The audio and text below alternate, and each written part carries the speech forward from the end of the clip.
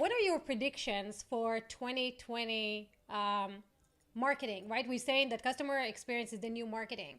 What does that mean, and what do you think is going to happen this year? Well, I think that from the customer experience perspective, companies don't have a choice anymore. I mean, this is necessary to compete in today's market. So the companies that continue to push back against that and refuse to focus on experience, they're going to continue the long line of companies that have gone out of business.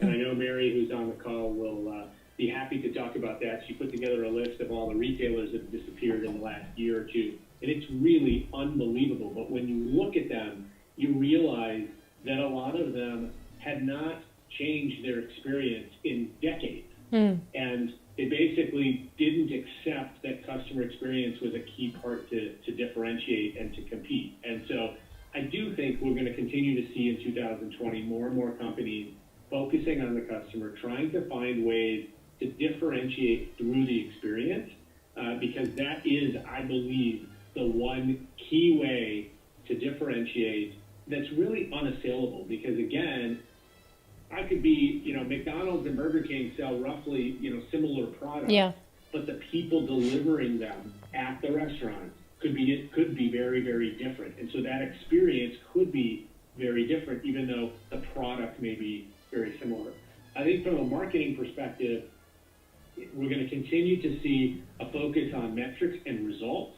And social media, for example, I don't think has the long leash that it used to have, where all the social teams, and I led a bunch of these social teams, all the social media folks wanted to say, well, this is a different channel, so it doesn't need to be held accountable for the same metric. You bet it does. With limited budgets, I'm going to put my money, my marketing dollars in channels that perform and that give us results.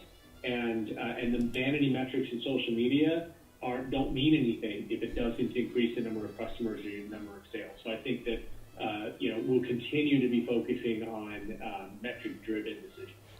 Man, I love that you talked about vanity numbers. That's like my biggest pet peeve, right? Like, who cares how many impressions you have if it doesn't turn into anything? Because people can buy impressions. Who cares? So when you say metrics, let's dive just a little bit into that. What specific metrics, what specific tools are you using or are you recommending people to use to be able to improve the customer experience? Well, I think one of the biggest metrics to look at is retention. And, I like to tell people that most companies have a leaky bucket.